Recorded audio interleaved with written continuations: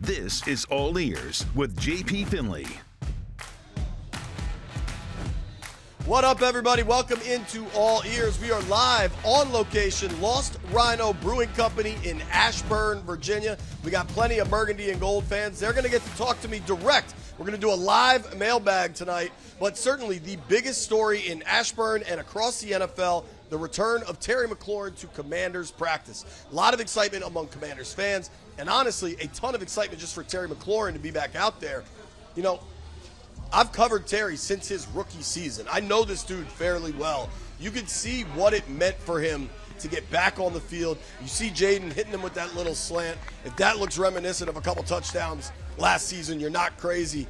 For Terry, it was an emotional reunion, probably long overdue. He has been around the team, but it's a very different situation when you are out there as part of the team. Let's get right into it. Here's what I'm hearing.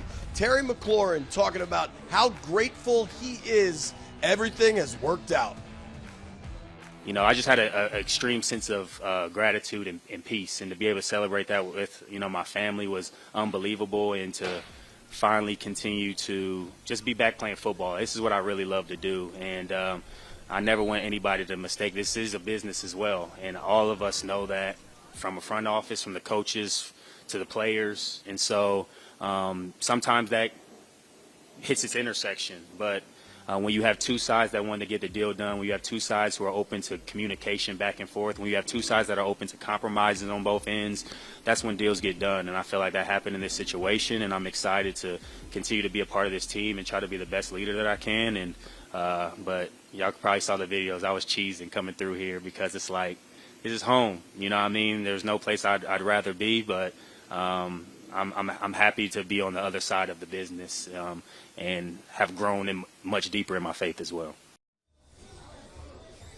It is home, Terry, and I know Commanders faithful are so happy you're back, you're smiling. I can tell you it means a lot for McLaurin that they were able to get to this finish line. And I know a lot of people get caught up in the contract numbers. Did he win? Did the organization win? Was the hold-in, hold-out necessary? Was this deal on the table all the time? But you heard from Adam Peters and you heard from Terry McLaurin. They both felt like this was a win-win. Let's be real, folks. You can get caught up in AAV or did this guarantee meet that guarantee, and maybe we'll talk a little bit about that later. But Terry McLaurin is definitively $45 million richer. I think he's going to be all right with that. Now, throughout this process, I was at Eastern Motors when Terry was clearly frustrated. There's got to be emotions. ESPN's John Keim asked a great question. Hey, were there low points along the way, and was there ever a time where you thought this really might not happen? What was a low point, and was there a point where you thought maybe it's not going to happen? Yeah.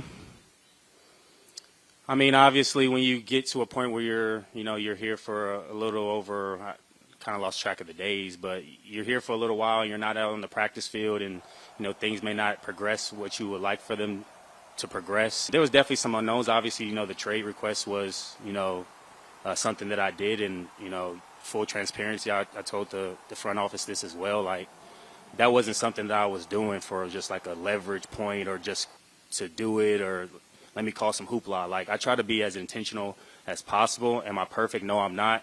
Are there some things that, you think about that you maybe want to handle different or do better? Sure, that's any situation. But the most important part is the communication that was very important throughout this process from start to finish. The way it ended was better than it started. So you got to try to keep perspective in some of these tough situations. And so, yeah, there were some times where I was like, I don't know, you know what I mean? But I was never going to jump to one extreme to the other. It wasn't like, oh, I'm going to be here, or I'm going to not, like I just really prayed every single day that the Lord ordained my steps and continue to speak to me, and I knew I would end up where I was supposed to be. So I'm definitely here, and I'm happy about it. The universe does what it wants, and it certainly worked out in the favor of the Commanders and Terry McLaurin. It is pretty interesting there. He did say, when I made that trade request, that wasn't to drive up leverage. That wasn't to create hoopla. I'm not entirely sure that was the case, but I know this. Washington was never going to trade him.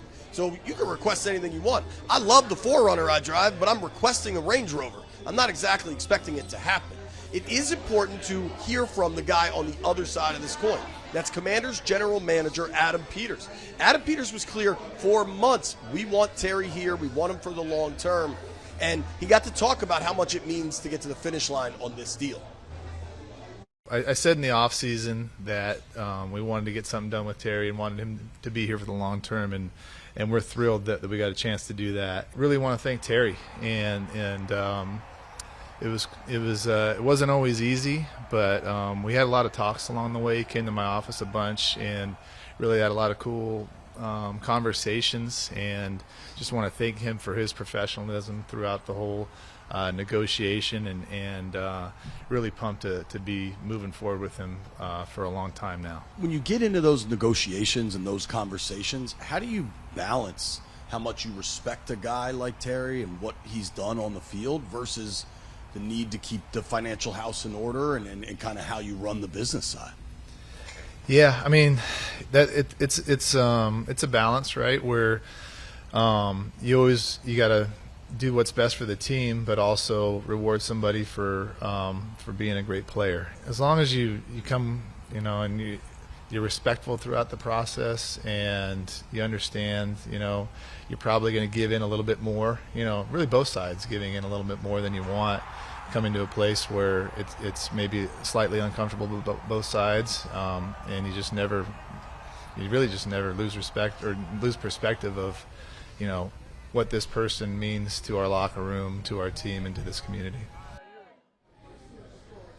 I think that's really smart from AP to thank Terry for his professionalism. Honestly, I think both sides deserve credit for their professionalism in this contract situation. Look at Dallas. It is a mess between ownership and Micah Parsons. It is an absolute mess. Terry McLaurin never went that route. If you think about especially the receiver position, but quarterbacks, lots of players, when they get into these contract situations, they start deleting everything from their Instagram that has the team logo on it. They want to really try to distance themselves. Terry never played those cards, and in the end, both sides compromised a little and got the deal they wanted done.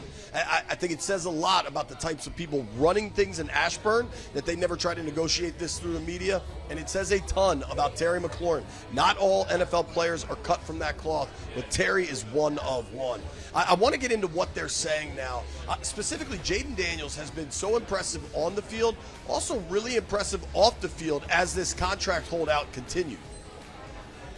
The media demands on quarterbacks are always significant. Yeah. Jaden, throughout the summer, both with us locally, national media, gets asked about you all the time. 100%. Every time, full support. Terry's my guy. We're going to get him back. What did it mean for Jaden to always support you throughout? That's my guy. That's my dog, man. And him and I have had a lot of personal conversations throughout this process, and he was an extreme support for me since the first day. All this was kind of unraveling, and to be able to have conversations with your quarterback, but somebody I consider my friend and my teammate, it really helped me. He never let me forget that, my presence is missed out there. He never let me forget that, that I'm worth everything that I'm asking for. He never let me forget that he's got my back and he can't wait to get back out there with me was instrumental, because I'm a person that pours into a lot of people, and I've learned over my life sometimes you can't pour from an empty cup because you just give and give and give, and unfortunately some people don't necessarily give in return, and that's not to say that I give to get, but everybody wants to feel reciprocation in any relationship you're in, and so to have that reciprocation that I felt from him since day one, but to see how we've grown off the field personally and on the field speaks for itself, and you're just looking forward to really getting back out there with him and helping him as much as I can. And so there's some things I know he's been working on in the offseason. There were some things I was working on in the offseason, and I like what I see on film, and our communication is amazing. So it's just about getting the reps now. Him and I are very rep-oriented and rep-driven, and so we're going to get as many as we can in over these next however many days until week one. But to have a guy that has my back like that, you can't put into words, and so I really do appreciate him. He knows that, and there's nothing I wouldn't do for him either. Great answer there from Terry. Terry also joked that this is the first time in his career he's going to have the same starting quarterback in week 1 of 2 consecutive seasons. Think about that. That's mind-blowing. And obviously, while the biggest story is Terry McLaurin, it's only been about a week since Washington traded away Brian Robinson. Now, if you watch this program regularly, you know I was saying they're going to get a Terry deal done. The B-Rob trade, that kind of came out of left field. So let's get into what you missed. I asked Adam Peters, hey, what was the decision-making process like to trade away Brian Robinson?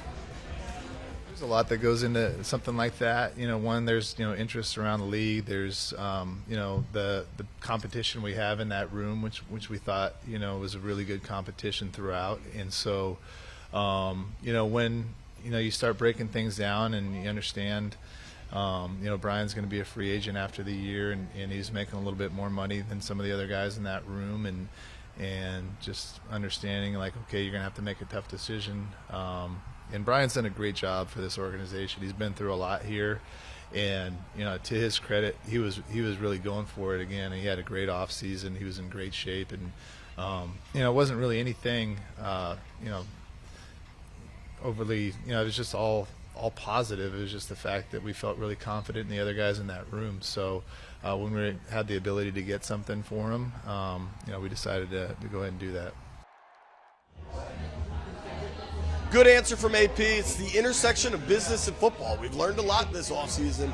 The Commanders under Peters and Quinn are going to try to get better all the time. Sometimes that means a well-liked player, a good player, is going to get moved. Speaking of getting moved, you heard earlier in the show a question from ESPN's John Keim. John Keim will join us live right here, Lost Rhino in Ashburn. We're representing Lost Rhino because they've always been very good to us. Nobody go anywhere. John Keim joins us next.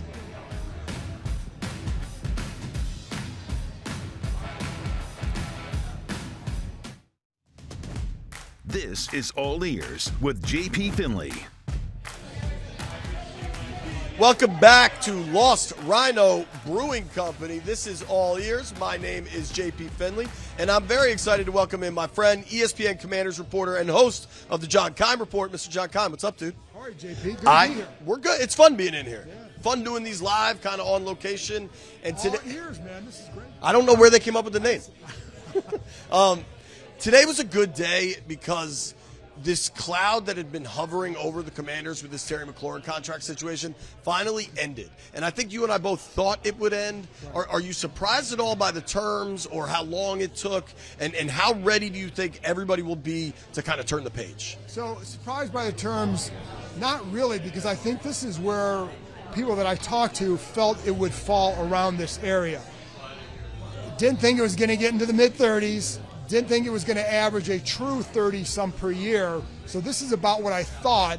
But I think the key here, JP, is that Terry McLaurin seemed happy with it. Totally. So for the terms, if he's happy with it, it's good for the organization because that's the guy you got to worry about. You want to make sure that guy is taken care of and happy so he can produce on the field for them. Absolutely, and he's so vital to this offense. I mean, we kind of saw in the preseason, and they're not game planning, and Jaden's not running, so the preseason isn't a real look at what it's going to be.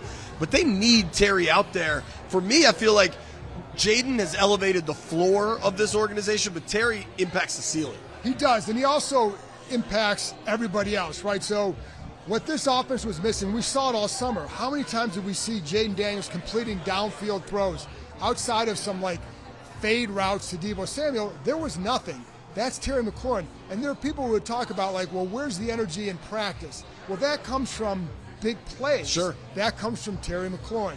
And I think so that was missing for sure. So that's going to, that in theory, opens it up for Deebo Samuel underneath to break the tackles. Zach Ertz over the middle. You know, and it's funny because I asked Cliff Kingsbury the other day after the deal was done, like, how many notes did you leave on Adam Peters' office? He goes, plenty. Because, like, you need to get this done. This really completes the offense. Absolutely. And you kind of notice when Cliff spoke, and Cliff doesn't talk to the media all that regularly, but when he did, his tone was much different about Terry. It's like, yeah, we need to get him out there. Yeah. Cliff's looking for his next job next year. He needs this offense to be highly functioning. And it wasn't just Terry. It's Noah Brown, who was back out there today. That's a good sign. But then it's also, you know, Laramie Tunsil in and out with whatever minor injuries he was dealing with. Your left guard at the time, Brandon Coleman, was not in there. Sam Cosme going to be on puck. Right. So there were a lot of missing pieces. But I think if you say, who's the one guy you want back, it was 17. Absolutely. And if you look at where this deal lands compared to the rest of the NFL, we heard the talk of the DK Metcalf thing. It's important for people to understand we're going to the bank, going into the vault to check out these contracts. When the Steelers traded for Metcalf, he had them over a barrel. Yes, they had he did. to pay Correct. him. And then if you look at Sutton got, I'd argue, significantly less money. The Garrett Wilson deal is just so different because he's so much younger. I think, Terry, I mean, the AAV is not what you should look at. He's probably going to end up close to $50 million guaranteed. Right, for a couple of years. That is what is far and away the most important thing. Oh, it's always the most important thing, and that's why, but this is a deal that if this team wanted to get out of it after a couple of years, they could. But I think the way they feel and the way he feels, his game will age well. So, Sure. Even if the contract gets redone, the thing that's important for Terry is playing with a quarterback like Jaden Daniels. As he said, same starting quarterback, second in a row, hasn't had that same offense. So The joke, that might help. Oh yeah, yes, right. line. But if he continues to produce because of Jaden, Right. he's going to make more money after after we go a couple of years. And it gives them salary cap flexibility when Yes. they might have to pay Jaden. Because that number's going to be might have to pay him, right? Yeah, I think right. but it's also it's Laramie Tunsil, Frankie Louvu, possibly Marshawn Quan Lattimore, Martin, sure. all next year. Right. Quan Martin, Debo, if he has a good year, Sure. if you want to keep him, all next year. So Yeah. that's a lot to consider. I want to switch gears real quick, and I don't want to end our conversation on a somber note, but a person I was friends with, Rick Snider, a long-time reporter covering the Burgundy and Gold, somebody you were close friends with. Rick was really, really good to me. I know how close you guys were for a number of years. I mean, you see the old pictures of you with him. I wanted to just let you get a moment to reflect on your friend. There's the picture. Yeah. Rick and I, that's from Tijuana. It was 3 days before 9/11. Oh, my gosh. But we both had that in our offices displayed because of what it meant to both of us.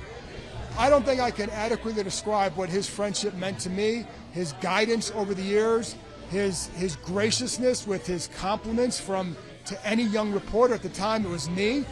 Over the years, it was many others. It was me. It got everybody. to me. But it's that's what I always appreciate about him, and it's hard for me to adequately express. Sure. And I will just say it's been very, very tough the last few days because for me, I've been out here covering this team since '94. Rick has always been there.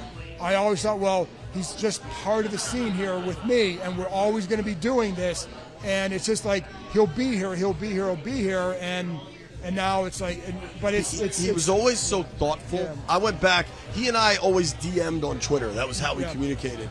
And this morning I was looking back through my DMs, and it went all the way back to April of 2017 when my father passed. And he just sent me a really nice note. Right. Who did that with a lot of people. Absolutely. And so that's why so many will be missed. Cheers to you, Rick. Safe home, buddy. We're coming right back with a live mailbag. Thank you, Johnny. Thanks. Appreciate it. Thank you. This is All Ears with JP Finlay. What up? We're back. It's All Ears live from Lost Rhino Brewing in Ashburn, Virginia. We're about, a really good driver away from the facility. We've been coming here a long time. When we used to get thrown out of the facility, we'd come over here. We appreciate the people at Lost Rhino. Now, we always do the mailbag in All Ears. It lets the viewers, the listeners, whatever, it lets them drive the show. But when we're in person, we're going to do it in person. Let's go. You ready to rock? Yes, sir. All right. What's your name, dude? Steven. Where do you live? Ashburn, Virginia. This is a home game for you. Yes. All right. What's your question, brother? Two-parter. Based on people who have been waived or cut, do you see anybody that you've heard? I've heard Kendrick Bourne floated around that could help the receiver room at all. And do you think Jalen Lane will be able to fill that De'Ami Brown role of hitting teams with deep shots? So with the first one, the waived and cut, absolutely. They're going to keep looking. Think about it was about this time last year that Noah Brown joined the organization after he got released by Houston. If we know anything about the way AP works, he just traded B-Rob, they're constantly going to be looking. As for Jalen Lane, the deep role by De'Ami Brown. De'Ami was mostly an outside guy. I think Lane is best suited in the slot, but I do think he can hit some deep shots. I think Lane showed right away in camp that he's an NFL wide receiver, and I think he's going to get some great looks. I got a question for you. How excited were you that 17 was back out there? Very excited. I just got 2 authentic jerseys last year, and I was not going to be too thrilled if he was gone right away. So I wanted to honor him. I just got a Jaden this week, but I wanted to pay tribute to Terry. He was great. I have 2 twin 6-year-old boys, and he took the time to take a picture, sign autographs at camp a couple weeks ago. So awesome dude. Very happy he's here for the long term. I love that. Thank you, man. I'm going to try to get one more question in. Come on in. What is your name, sir? Dylan. Dylan, where do you live? Lovettsville. Okay. What is that, like a half hour? Yeah, it's probably about that. So it's right past Leesburg. All right, what's the question, brother? So since you're in the media, so since the ownership change from Dan Snyder, What tipped you off, the cameras? No, honestly, no. Since the ownership changed from Dan Snyder to the ownership group now, how has it changed for you guys? How has it evolved from you guys' perspective from that ownership group to this one? Well, it's been significant. Thank you for the question. It's been a significant change working my professional relationships. Now, they've always had good people in their media public relations department, but just the vibe from up top was silence. You know what I mean? It was cone of silence, and now it's just so much different. You've got staffers that are happy to help you, and this is simple, but we're at Lost Rhino. They got great food. I had a cheeseburger with elote on it. They feed us. They feed the media. You want to make the media happy? Give them food. Thank you, brother. Live mailbag in the books. You're watching All Ears. Don't go anywhere. We are back, Lost Rhino Brewing Company. I dragged John Kime back up here, and Mitch Tischler joins us as well. Boys, speed round. Training camp is over. We're looking at the regular season. Who was the most impressive player over the last 6 weeks? I'm going to go Trey Amos, the rookie, and only because the expectations for him maybe not as high. Watching him, that kid's going to be really good. You knew day one he was a starting Day corner. one. Big man? I'm going to go Josh Connerly. I'm going to choose a big man. That's a good rookie class here. The level of improvement that we've seen from him from the start of training camp to today has been super impressive. I think he's got a great rookie year. Super impressive. Mitch Tischler, John Kime, thank you, boys. My answer, Debo Samuel. Thank you guys for watching. Thank you to Lost Rhino. Cheers, everybody.